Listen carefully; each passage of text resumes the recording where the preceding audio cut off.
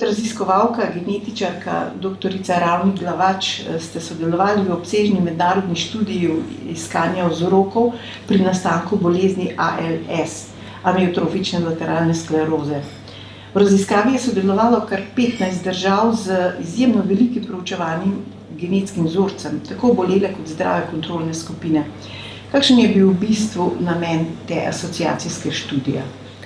Namen te študije je bil, da bi odkrili nove gene, ki so povezani z nastankom bolezni oziroma povečajo rizičnost za nastanek te bolezni. To je bil glavni namen. So torej zdaj že poznani specifični geni, ki povzročajo tveganje za nastanek ALS-a? Ja, poznanih je kar nekaj genov.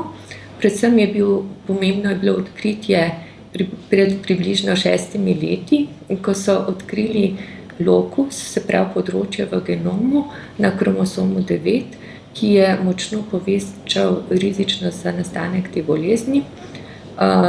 Kar približno 40% bolnikov, ki imajo dedno obliko te bolezni, ima prisotnost mutacije v tem področju in okoli 6% bolnikov s sporadično obliko bolezni tudi ima to mutacijo v tem področju. Poleg tega je poznanih še okrog več kot 126 različnih genov, ki imajo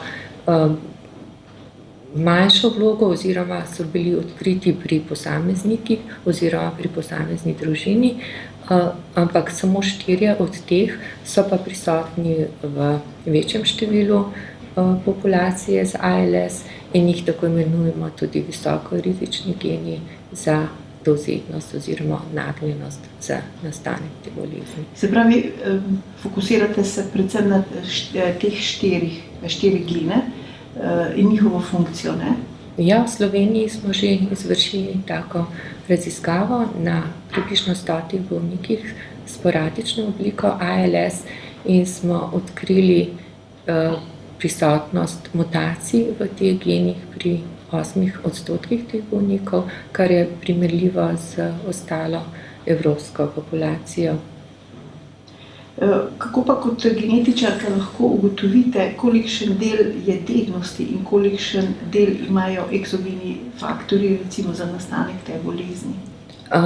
Študije so bile narejene na dvojčkih, ki so pokazale, da je približno 65% dedljivost te bolezni in da pri približno 5 do 10% bolnikov gre tudi za družinsko anamnezo te bolezni, se pravi, da je bolezen prisotna v družini, kar oboje kaže na visok odstotek dednosti pri nastanku te bolezni. Kaj pa eksogeni učinki? Ja, sigurno so prisotni tudi zunanji vplivi, se pravi v odstotku nekje malo manj kot polovica, in to so pa ponavadi tisti, ki jih že poznamo, so verjetno stresno življenje, nepravilno prehranjevanje, kajenje tudi. Se pravi, nekaj dokaj opozorilno, ne? Še preden se je začela obsežna mednarodna analiza, ste tudi v Sloveniji delali genetsko analizo z ALS. To ste omenili, ne? Kakšne so bile recimo bolj natančno ugotovitve vaše? Ugotovili smo pa prisotnost mutacij pri, kot sem že rekla, približno 8% bolnikov. Analizirali smo 4 najbolj rizične gene, med njimi tudi ta C9orf72, ki je najbolj pogosta sprememba oziroma mutacija pri teh bolnikih. In se je izkazalo tudi pri nas, da je to bila prisotna pri okrog 6% bolnikov s sporadično obliko ALS. Če ugotovite, da je sled obolenja dedno pogojeno, vi kot genetičarka in opravite tudi genetsko analizo neobolelih članov družine, kako se znanstveniki pri tem potem orientirate in obnašate? Zaenkrat še nismo delali te študije pri nas, ker smo imeli v glavnem, kot sem že rekla, sporadične oblike bolezni. Če pa vemo, ne, da je bolezen prisotna v družini, je možno, ko enkrat odkrijemo, kakšna je tista sprememba, ki se pač v družini deduje, jo je možno analizirati še pri presimptomatičnih, tistih sorodniki, ki še niso bolni in se lahko ta prisotnost mutacije bodisi pokaže ali pa ne. In pri tistih članih, ki bi bilo potencialno prisotna ta mutacija, je potem možnost, da v bodočnosti, saj zaenkrat še nimamo terapije, lahko ciljano, ko bo to že bolj napredovalo, ciljano usmerimo zdravljenje na te primarne molekularne patološke spremembe in tako preprečimo nastanek bolezni, kajti ta bolezen se izraža šele v odrasli dobi in jo je mogoče lahko v zgodnejšem obdobju življenja še preprečiti, če bomo poznali pač te vse molekularne vzroke bolezni. Ampak kako se recimo znanstveniki, pa bom rekla potem še bolj pa zdravniki, obnašajo recimo v takih situacijah, v takih ugotovitvah? Lahko svetujejo, to je potem področje genetskega svetovanja, kjer zdravniki genetiki, ki se s tem področjem ukvarjajo, lahko svetujejo družinskim članom, da se analizirajo na prisotnost odkrite mutacije v tisti bolezni, ki se pač v družini deduje in omogočijo, da se potem tega bolnika sledi, da se zaznajo zgodnji simptomi ali pa bodisi, ko bo to že zdravljenje omogočeno na teh molekularnih nivojih, da se to takoj lahko začne izvajati. A je to lahko stresno potem recimo za posameznika ali pa za člane družine? Seveda je, to je področje zelo razširjeno, recimo vedenje etično. o tem, ja, s tem se ukvarjajo številne skupine psihologov, tudi pač genetikov, ki svetujejo, se pravi svetovalcev v genetskih posvetovalnicah in na ta način svetujejo družini, dajejo možnost, da to izvejo, ampak vsak posameznik se sam za sebe potem odloči, a želi to vedeti ali ne. Vi ste omenili, da ste delali že pred to mednarodno študijo, tudi študijo na neko analizo na slovenski populaciji. Koliko je bila ta potem del te mednarodne študije, ali ste šli ponovno recimo v te raziskave? Ti isti bolniki so bili vključeni tudi v to mednarodno študijo in še nekateri dodatni, ki jih pač takrat še nismo imeli, ker vsako leto so novi bolniki in potem vključimo tudi še ostale. Poleg tega pa te raziskave naših bolnikov še vedno potekajo pri nas na inštitutu, neodvisno. Prav zdaj se pač dogovarjamo, da bomo naredili za naše bolnike to po postopku sekveniranja teh novih generacije, da bomo naredili preko številnih genetskih področjih to analizo, da bomo imeli sliko bolj popolno.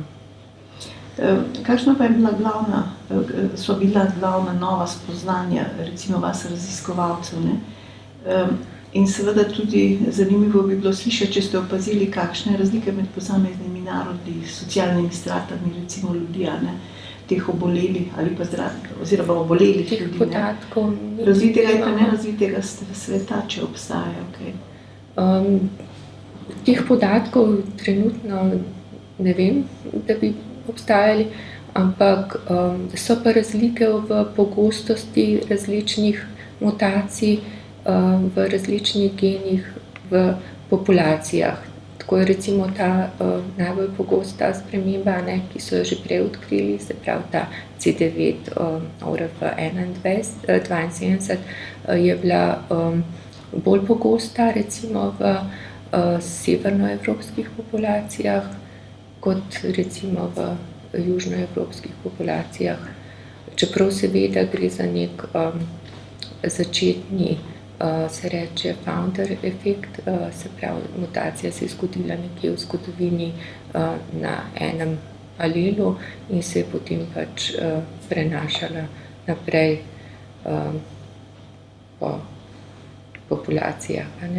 Pred približno 6500 leti pa je, da se je ta mutacija prvič pojavila. In da toliko časa potem traja se prenaša iz roda v rod, kot rečemo, vedno.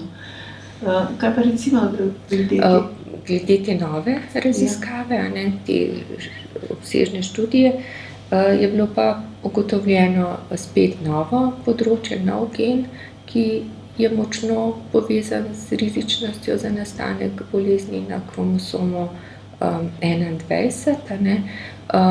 In poleg tega so bili odkriti še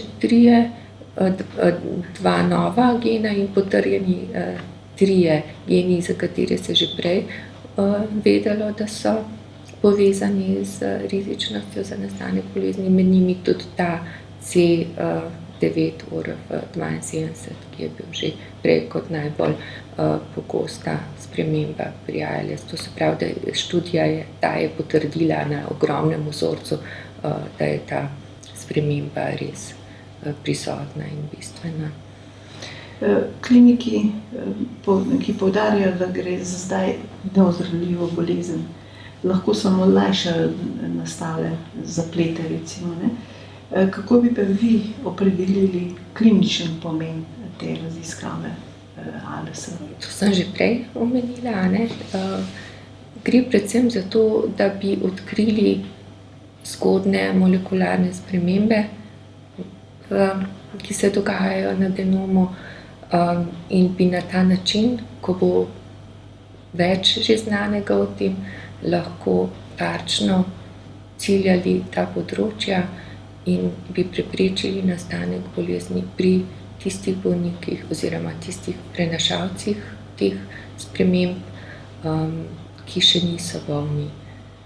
To je nekako cilj, da bi preprečili bolezen na ta način, da bi, čeprav pri bolnikih, za katere vemo, da so nagnjeni za nastanek te bolezni, da bi ciljano pač ta področja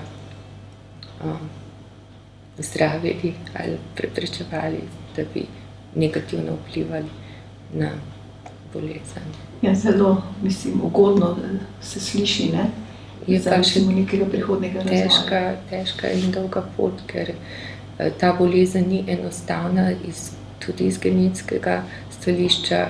Odkrilo se je, da so to poligenska bolezen, da ni vpliv enega samega gena, ampak da hkrati vplivajo na nastanek te bolezni številni geni, številna genetska področja, številni tako imenovani SNP-ji, pa so prav polimorfizmi posameznega nukleotida, imajo kar 8,5% delež pri nastanku bolezni in pa ta naša novo nastala študija je tudi pokazala, da je pomemben vpliv redkih variacij v genomu tudi močan in te variacije je še potrebno odkriti.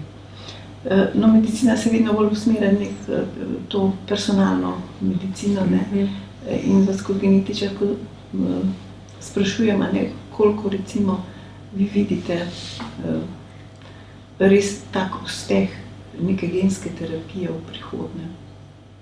To je zelo težko napovedati, zaradi tega, ker so v bistvu bili neki zelo obetavni, bi rekla, nameni na začetku, vendar se je izkazalo, da so velike tehnične ovire pri genski terapiji, ker gre predvsem za to, da je ta vnos genov zelo težko ciljano usmerjati ravno v tiste celice, ki jih je treba popraviti. Poleg tega je ta vnos ni stalen, telo se kot proti tujku bori tudi proti tem vektorjem, s katerim vnašamo ta genetski material, ki bi popravljal napake v genom in ga tudi izrivajo iz svojega genoma. Tako da poleg tega je velik imunski odgovor telesa, potem je lahko pač preobčutljivost, veliko je tega, kar je še treba dognati. Poleg tega pa še tudi vsak posameznik lahko reagira na te stvari drugače.